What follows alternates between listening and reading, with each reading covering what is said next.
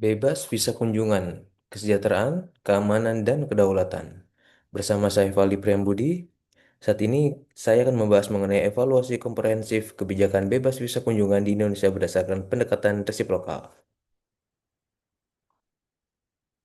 Ambisinya adalah prosperity approach, bahwa kebijakan bebas visa kunjungan lahir dari paradigma keterbukaan internasional. Tujuannya sangat jelas, membuka pintu selebar-lebarnya bagi warga dunia untuk mendongkrak devisa negara. Sekali lagi, mendongkrak devisa negara, menyerap tenaga kerja secara masif dan menjadikan sektor pariwisata sebagai tulang punggung ekonomi nasional alternatif. Bahwa konsep dari BVK ini adalah keterbukaan tanpa batas untuk memenangkan persaingan pariwisata global. Evolusi kebijakan ekspansi masif dalam 9 bulan. Pada tahun 2015, akses dibuka untuk 30 negara.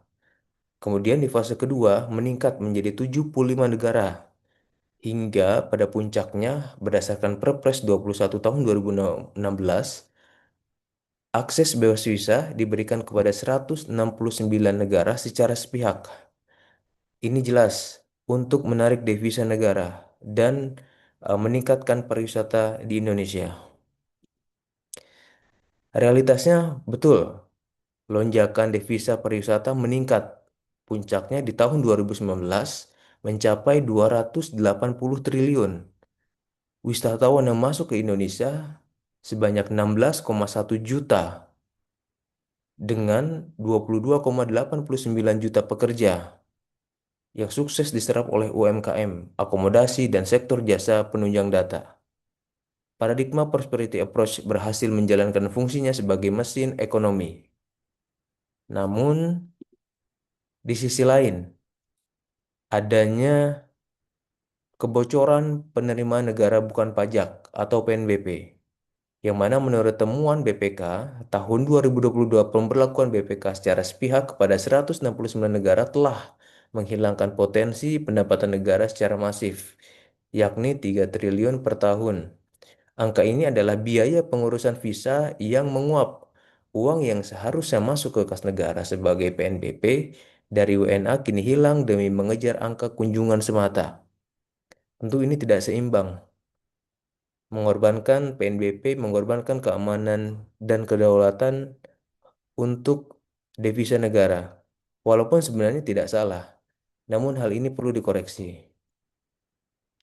Nah ini adalah efek samping keterbukaan, yakni kegagalan prinsip selektif, khususnya di imigrasi, yang mana ada prinsip selektif polisi bahwa atas dasar keterbukaan 169 negara ini telah menimbulkan beberapa kekacauan ataupun dampak yang cukup negatif, yakni yang pertama adalah penyalahgunaan izin tinggal, meningkatnya overstay karena minimnya kewajiban pelaporan dan tidak adanya penjamin bagi pemegang BVK. Yang kedua adalah invasi pekerja ilegal. Kemenaker pada tahun 2016 sampai 2022 menemukan 1.383 pekerja asing ilegal dan 820 diantaranya terbukti secara hukum pekerja tanpa izin menggunakan tenaga kerja asing. Dan yang ketiga adalah defisit pengawasan.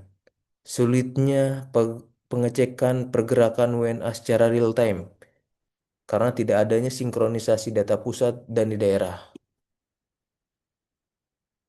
Nah, paradoks era baru, yaitu fenomena digital nomad. Warga negara asing berbondong-bondong menggunakan BVK, misal berlibur ke Bali. Tujuan awalnya memang untuk wisata, namun mereka adalah melanggar BVK dengan tujuan ekonomi. Mengapa? Karena aktivitas bekerja secara daring yang menghasilkan keuntungan ekonomi untuk mereka, di mana statusnya ilegal secara keimigrasian karena menyalahgunakan izin kunjungan. Dan dampaknya negara kehilangan potensi pajak penghasilan dan PNBP izin kerja, sementara beban infrastruktur lokal meningkat. Regulasi visa turis statis tidak lagi relevan dengan pola mobilitas dinamis. Saya ada solusi, yaitu solusi kedaulatan, yakni harmonisasi melalui asas prinsip lokal. Dari yang sebelumnya keterbukaan secara sepihak, Indonesia memberi fasilitas saat ini. Tetapi warga RI dipersulit di luar negeri. Kita harus menjadi kemitraan yang setara dengan akses yang diberikan hanya jika negara tersebut memberikan keleluasan yang sama untuk paspor Indonesia.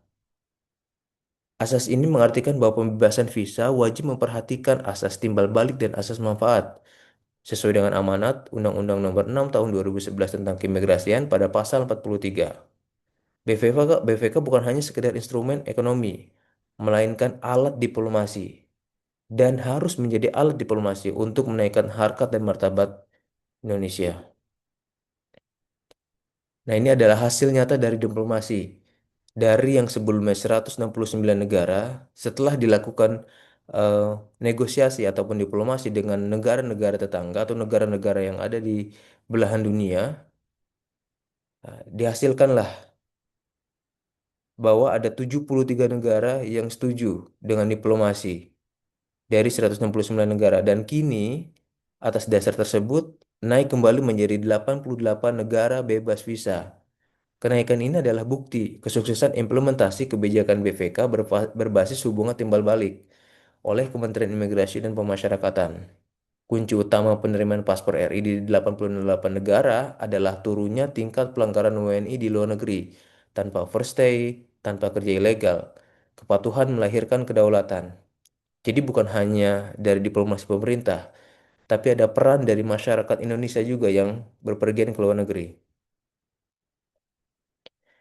Nah, matrik diagnostik transisi menuju keseimbangan yang dulunya pada BVK lama, filosofinya itu adalah keterbukaan buta, hanya mementingkan devisa, keuntungan ekonomi melalui pariwisata. Kita harus berubah ke masa depan, yaitu untuk kesejahteraan yang terukur dengan menyeimbangkan antara prosperity dan security. Kemudian dari akses dampak finansial, terdahulu 169 negara tanpa filter dan tanpa disadari kehilangan PNBP 3 triliun per tahun.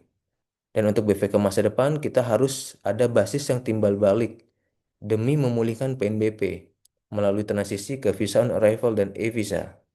Tata kelola pun sama, yang dulunya pengawasan secara manual, datanya tidak tersinkronisasi, kita harus merubah menjadi pengawasan digital terintegrasi mandiri secara real time. Proyeksi dekade mendatang 2026 sampai 2036, kita berharap pariwisata berkualitas, mendominasi seluruh dunia, menekan eksploitasi infrastruktur lokal. Namun tetap pemulihan masif NBP untuk membiayai infrastruktur keamanan digital imigrasi tetap harus diperhatikan. Sehingga paspor Indonesia nantinya akan masuk ke dalam jajaran paspor elit global. Ini adalah inovasi visa dan BVK resiprokal. Namun jangan sampai kita terjerumus ke dalam akumulasi kebocoran PNBP, lonjakan konflik sosial dan kejahatan cyber, ataupun stagnasi diplomasi, yang mana nanti paspor RI kehilangan daya tawarnya. Saya ada rekomendasi terkait hal ini, yakni terkait transformasi tata kelola dan digitalisasi. Yang pertama adalah pengawasan ekosistem digital, menerapkan sistem pelaporan mandiri bagi wisatawan yang terintegrasi langsung dengan database akomodasi di hotel dan villa secara real time. Misal, ketika ada wisatawan asing ataupun warga negara asing yang menginap di suatu hotel dan villa, villa tersebut sudah tahu apa yang harus dia lakukan, sudah memiliki sistem untuk mendata orang asing tersebut. Yang kedua adalah filterisasi berlapis di TPI dengan memperketat profiling di tempat pemeriksaan imigrasi guna analitik data untuk mendeteksi individu berisiko tinggi yang menyalahgunakan tujuan wisata untuk alasan ekonomi. Dan yang ketiga adalah Satgas pariwisata terpadu, menghilangkan ego sektoral di antara imigrasi, Pemda ataupun kepolisian. Jangan ada ego sektoral dan hanya mementingkan diri sendiri. Namun harus adanya sinergi untuk penegakan hukum di lapangan. Rekomendasi yang kedua, yakni inovasi regulasi dan diplomasi agresif. Yang pertama adalah rasionalisasi subjek BVK dengan melakukan evaluasi total terhadap daftar negara penerima BVK. Terapkan asas timbal balik tanpa kompromi. cabut fasilitas dari negara yang gagal memberikan manfaat ekonomi konkret atau menolak memberikan akses setara bagi WNI. Dan yang kedua adalah peluncuran digital nomad visa. Ubah ancaman menjadi peluang. Rumuskan kategori visa khusus bagi pekerja daring internasional. Hal ini akan melegalkan status mereka, memastikan keamanan negara, dan membuka keran PNBP serta penerimaan pajak lokal secara terukur. Dengan menyelaraskan dua kutub ini antara penerimaan ekonomi ataupun keuntungan pariwisata dengan keamanan negara, keterbukaan internasional tidak boleh dibeli dengan harga kedaulatan nasional. Prosperity approach dan security approach bukanlah musuh yang harus dipilih salah satu, melainkan sayap yang harus dikepakkan bersamaan. Melalui implementasi BVK yang sangat selektif, penciptaan inovasi baru yang adaptif, dan keteguhan memegang prinsip resiprokal, Indonesia tidak hanya merawat mesin ekonominya, tetapi juga mengukuhkan martabatnya di mata dunia. Yang perlu diingat, kedaulatan bermartabat, kesejahteraan meningkat. Demikian presentasi yang dapat saya sampaikan. Kurang lebihnya mohon maaf. Wassalamualaikum warahmatullahi wabarakatuh.